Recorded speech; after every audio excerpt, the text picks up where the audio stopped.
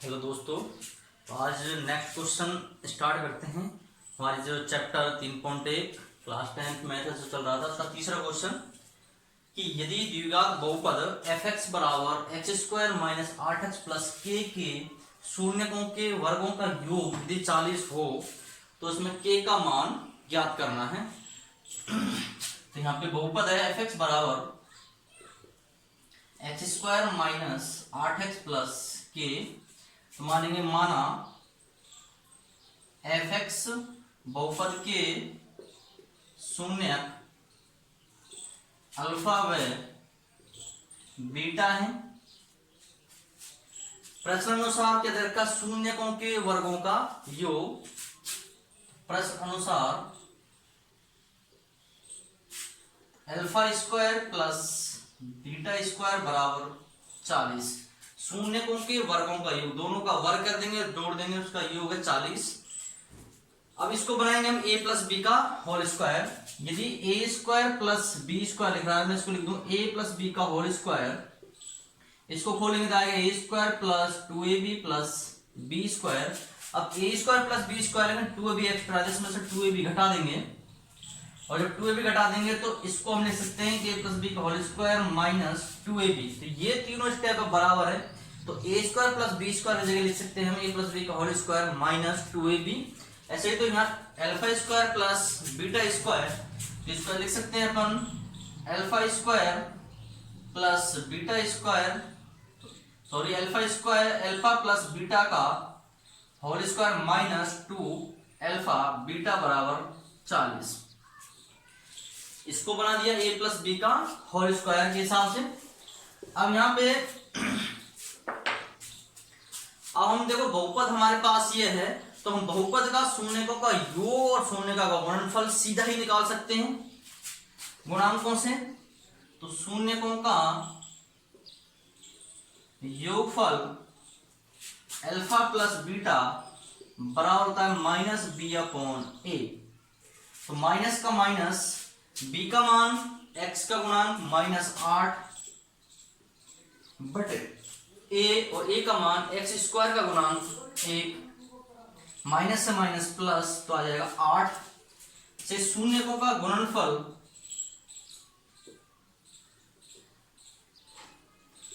Alpha into beta बराबर, तो शून्य का गुणनफल होता है c अपॉन a।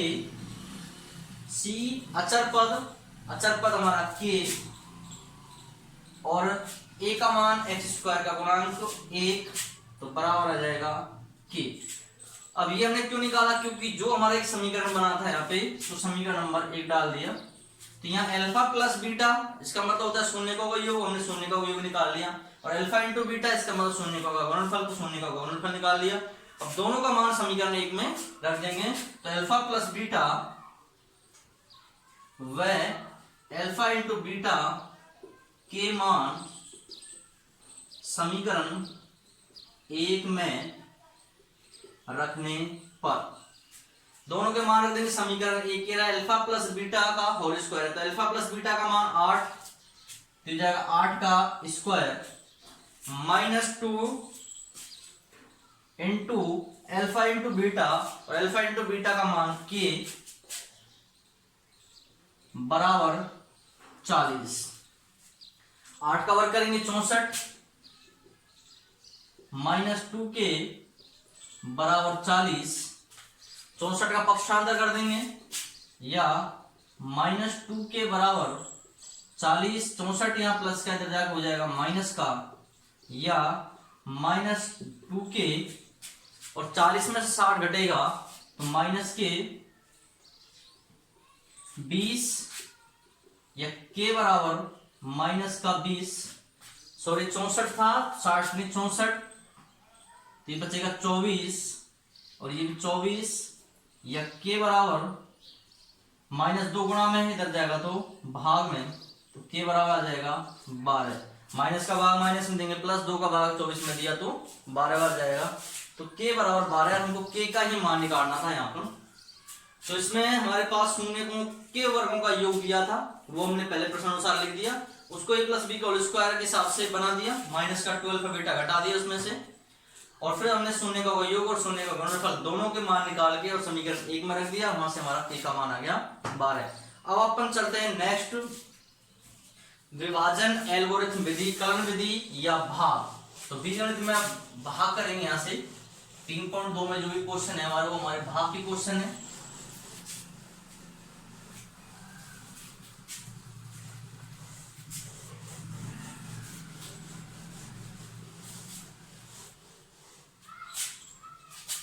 तीन पॉइंट दो के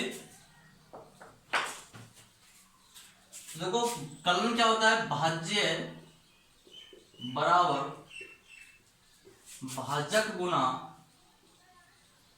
भागफल प्लस शेषफल। ये सब जानते, जो हम भाग में उत्तर की जो जांच करते थे वो इसी के द्वारा करते हैं। भाज्य बराबर भाजक जिस संख्या का भाग देते हैं, जो भागफल आता है दोनों का गुणा, उसमें से शेषफल जोड़ दें, तो जिस संख्या में भाग देते हैं वो संख्या में प्राप्त हो जाती है। अब यहाँ पे इसी का हमको उपयोग करके ये हमारी विभाजन एल्गोरिथम विधि, विभाजन एल्गोरिथम, ये इसको हम कलन विधि भी कहते हैं। कलन मतलब भाग देना। अब यहां पर हम भाग स्टार्ट करेंगे।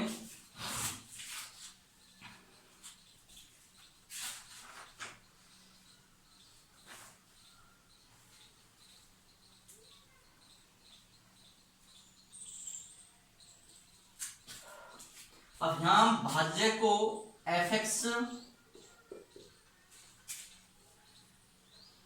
भाजक को gx, भागफल को qx और शेषफल को rx, इनसे हम यहां प्रदर्शित कर देते हैं। और जो rx का जो मान है यहां पर, वो या तो 0 हो सकता है, अर्थात शेषफल या तो 0 बचेगा, या जो rx है या rx की जो घात है वो हमेशा किससे छोटी होगी, भाग देने वाली संख्या से। हम जिसका भाग देंगे तो हम भाग यहां मान रहे हैं कौन, gx, तो gx की घात। क्योंकि जब तक शेषफल में बड़ी संख्या आती रहेगी तब तक हम भाग देते रहेंगे, और जब तक शेषफल की जो घात है वो भाजक से कम ना हो, हम भाग की प्रक्रिया चलती रहेगी। अर्थात शेषफल का मान या तो 0 होता है या भाजक से कम घात का होता है।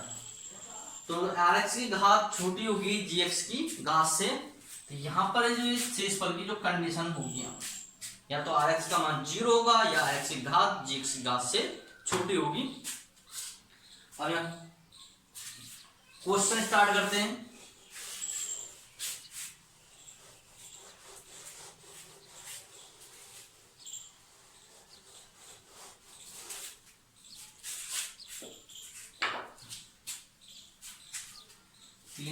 दो पहला क्वेश्चन, पहले का पहला, fx बराबर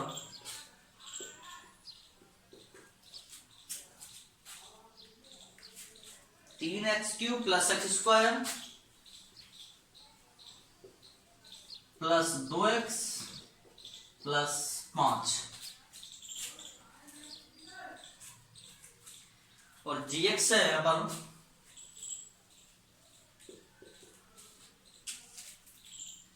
1 plus 2x plus x square. gx का fx में भाग देना है, और भाग देने पर भागफल तथा शेषफल दोनों ज्ञात करने हैं। यहाँ पर तो भाग देना है, भाग देने पर भागफल शेषफल स्वतः ही आ जाएगा। तो सबसे पहले जो दोनों बहुपद हैं भाज्य या भाजक, उनको व्यापक रूप में लिखेंगे अर्थात घटती हुई घात के क्रम में लिखेंगे। तो यहाँ पे घटती हुई घात के क्रम में fx तो हमारा व्यापक रूप में लिखा हुआ है, gx को व्यापक रूप लिख देंगे, पहले 2 घात एक्स स्क्वायर, फिर 1 घात 2x और फिर 0 घात अर्थात 1। तो ये हमारा व्यापक क्रम हो गया। अब इसका इसमें भाग देना है, तो 3x cube plus x square plus 2x plus 5, और भाग देंगे x square plus 2x plus 1। तो सबसे पहले जब हम भाग देंगे तो 3x³ में ही भाग देंगे, केवल एक पद में एक ही पद का भाग लगेगा, अर्थात x² का भाग 3x³ में देंगे तो इसका गुणांक 1 है, इसका गुणांक 3 है, तो गुणांक तो 3 ही आएगा। यहाँ 2 घाते हैं, 3 घाते और भाग में घात घटती हैं, 3 में से 2 घात जाएगी, 1 घात बचेगा अर्थात 3x। अब जो हमारा ये भागफल है इस 3x का इन तीनों पदों से गुणा करना है और इनके नीचे रखना, समान पद के नीचे समान पद रखेंगे। 3x का गुणा जब x² से करेंगे तो 3x³ सेम यही आएगा पहला पद। तो फिर 3x का गुणा जब हम 2x करेंगे 3 दूनी 6, 6x², तो x² वाले पद के नीचे रखेंगे प्लस 6x²। 3x गुणा 1 करेंगे तो 3x और x वाले पद के नीचे 3x। उसके बाद हम घटाते हैं, अर्थात चिन्ह बदल जाएंगे, घटाते समय माइनस माइनस माइनस, सारे प्लस के माइनस हो जाएंगे और 3x³ से 3x³ कट जाएगा। x² प्लस का है और 6x² अब माइनस का हो गया, तो 6 में से जब ये x² घटेगा तो माइनस का 5x² और 3x में से 2x जाएंगे तो माइनस का x और ऊपर से उतार लिया 5। उसके बाद फिर वही प्रक्रिया, x² का भाग देंगे हम पहले पद में -5x² में, तो x² भाग x² में एक बार जाके केवल बचेगा क्या, माइनस का 5, ये भागफल -5। -5 का गुणा तीनों से करेंगे तो -5 गुणा x² करेंगे माइनस का 5x², -5 गुणा 2x करेंगे तो माइनस का 10x और -5 गुणा 1 करेंगे तो माइनस का 5। और उसके बाद हम घटाएंगे, सारे माइनस के तो प्लस प्लस प्लस, 5x² से 5x² कट जाएगा, 10x प्लस का हो गया, एक ये माइनस हो गया, 10 में से जाएगा तो 9x और ये दोनों प्लस के हो गए तो 5 और 5 हो जाएंगे 10। अतः है भागफल QX बराबर कितना आ गया, 3x - 5 भागफल आ गया, तो शेषफल RX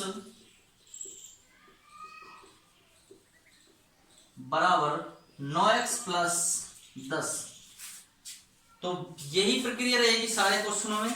पहले क्वेश्चन में यहाँ पर हमारे 4 क्वेश्चन दिए हुए हैं, एक क्वेश्चन हो गया। अब नेक्स्ट क्वेश्चन नेक्स्ट वीडियो में करेंगे। इनको साथ के साथ नोट करते रहा करो, जिससे बार बार वीडियो देखने की जरूरत ना पड़े, टाइम वेस्ट नहीं हो। Thank you.